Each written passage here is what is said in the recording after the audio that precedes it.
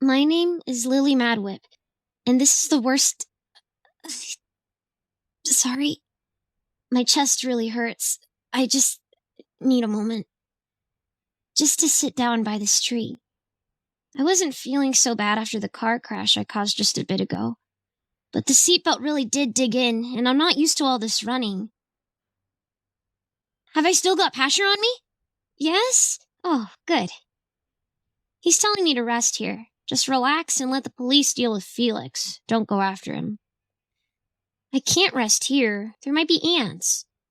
I don't want ants crawling all over me if I fall asleep under this tree. And besides, I've got a better chance of stopping Felix because all I have to do is get near him and tell him to buzz off and never return or something. I hope that works. Where even am I? What house number is this? 64? There are way too many houses on this street. Gotta get to Meredith. I feel really out of breath. Hasher's still trying to stop me. He's saying, Lily, if you go, I'll die. I know, I feel it. I know he's right. Hasher's always right. But if I know it, maybe I can change it. I don't have to die. I don't want to die either. Jeez. There's nobody better at not dying than me. Who else can see death coming? Nobody. Even the lady in black who works with the angel of death can't see it coming like I can. I just gotta be focused when I get there, stop Felix, help Meredith, and... Ow. And my chest is really, really sore. I bet I've got a big seatbelt-shaped bruise on it. Maybe I'll just relax here a bit like Pasher says. No, I've got to get up. I've got to get to 86 Rosemont, the greenhouse with the white window frames that I can still see in my head. But it's getting darker, like the memory's fading. I get to my feet, check my shoelaces because I don't want to trip over them when I'm saving the day and have that be the way that I die, and then start running down the sidewalk again. Felix is nowhere in sight. There's sirens back behind me, probably pulling up to where I made Felix crash my dad's car. I wonder where my dad is. If Felix had his car and Felix answered our phone at home, he must have done something to my dad. I don't want my dad to be dead. He was going to teach me how to play the drums like Roger. And the harmonica, though I'm less interested in that. Don't be dead, Dad! There's the greenhouse ahead. I recognize the mailbox. A black car is parked in the driveway. It probably belongs to one of Meredith's foster parents, or both. Maybe they have only one car. Not every family has a car for each adult, after all. Then again, maybe they didn't go straight home after whoever picked up Meredith from school. If I got suspended for turning another student's backpack into a fireball, I'm sure my dad would take me straight home. But maybe Meredith's foster family would take her to see a doctor or return her to the orphanage or something because they think she's defective. Poor Meredith. She's not defective, she's just special. Or maybe she's just in the house like I originally assumed, getting grounded for nearly burning Lisa Welch into a cinder. I limp up the driveway because my legs are starting to feel sore and I'm having some serious pain in my chest. Something stabby feeling is going on in my side. It makes me just want to sit down and cry, but I don't have time for that. That's my motto right now. I don't have time for crying. No time to cry. I ring the doorbell. It's really fancy sounding, like they've got an orchestra playing bells inside. I don't know what I'm going to do if nobody answers. Maybe bang on the door a bunch and then check the windows to see if I could get inside. Well, what if Felix is already in there murdering Meredith and her foster parents? What if they're having some sort of epic battle like you see in the movies and she's got, like, flaming fists and he's doing whatever it is he does? He's throwing secrets. You know, come to think of it, Felix's gift or curse or whatever it is isn't really all that great in a fight. An elderly lady with white hair answers the door. She's wearing a blue dress with flowery spirals on it like my Nana used to wear. Remember to be respectful, I think to myself.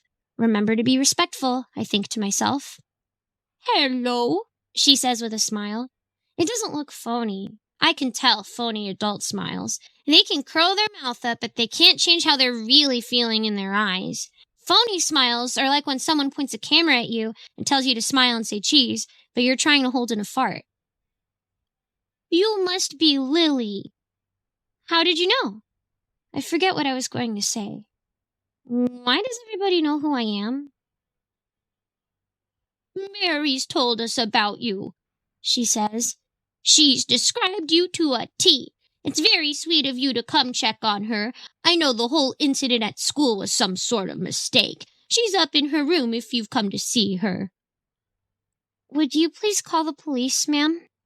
I ask as politely and calmly as I can. I'm about ready to double over in pain. She sees me clutching my side and trying to stay upright in the doorway. Oh dear, are you all right? There's a weasel-faced man coming to hurt Meredith. Please. She steps aside and gestures to a set of stairs. This house is really nice inside. They've got carpeting all over, and unlike the carpeting in my house, it looks like they vacuum it regularly. Ours looks like someone regularly spills coffee on it. Probably because someone regularly spills coffee on it. You go see Mary and sit down. I'll get on the phone, okay? Would you like something to drink? No, thank you. Actually, I could use some lemonade, but it might hurt to swallow. I hobble past her and hold the banister as I drag myself up the stairs. Even the banister is nice. It's all polished and smooth with no splinters sticking out of it. Meredith's lucky her foster parents keep their house really clean. There's 5 rooms on the 2nd floor. Meredith's is probably the one that's on fire. Only none of them are on fire. I don't smell smoke either. That's good. I gotta be careful though, because when I'm this close, if she's angry, she might burn the whole house down, not realizing I'm in it with her. Meredith, I call. I really just want to sit down. She pokes her head out of the room at the end of the hall. Lily? I walk slowly down the hall to her. My back and neck are starting to throb as well. Are you okay? I ask. Her bedroom has wood paneling. At least I hope it's just paneling. Maybe there's brick underneath. That'd be safe. Bricks don't catch fire, do they? I hope it isn't something shoddy underneath, or super flammable. Pasher says it's plaster underneath the fake paneling. He's such a help. I don't see myself getting burned to death, so I'm trusting my ability to see things before they happen to warn me. I've got to be very careful. I still have that feeling I'm gonna die. And I need to be ready to react if the moment comes. Meredith sits down at a desk with a lamp and a glass cage that's got a turtle in it. Oh my god, so lucky. I want a turtle. I've had 2, Donatello and Raphael, but I was looking at one just the other day that would make a good Leonardo. It died, though, along with every other animal in the pet store. And a couple people in the food court, apparently. I can't believe anyone trusted Meredith with a pet. I guess turtles aren't too easy to burn. They just gotta hop in the water to put themselves out. I'm all right. Meredith looks at her feet. I think she does that to keep her hair hanging in her face over the scars from the fire that killed her parents. Okay, look. I lean in the doorway and watch the turtle try to climb the glass of its tank. That's a nice turtle. Also, there's a man, Weasel. I was in a car accident. I need to sit down. I might be dying. Meredith's bed looks really comfy. She's got 3 big pillows to lay her head on. I could probably fall asleep on them, but my brain is racing. And it hurts lying down. Worse than standing up, actually. Let's not lie down. No, sitting isn't any good either. It's so soft that I feel like I'm putting pressure on my chest all hunched over. I'm going to kneel here beside the bed. Oh, okay, that works. Ugh. Meredith watches me flop on the bed, then roll around on it for a bit, sit up, then slide off and crouch on the floor beside it. You told me about the car accident and the weasel. There aren't any weasels around here, though. No, it's a man with a weasel face. His name is Felix, and this is a different car accident. I just made him crash down the street. He's coming for you. And I think I'm dying. What? Why? Is it getting hot in here? The room feels like it's starting to heat up. I can almost smell it. Maybe it's just me.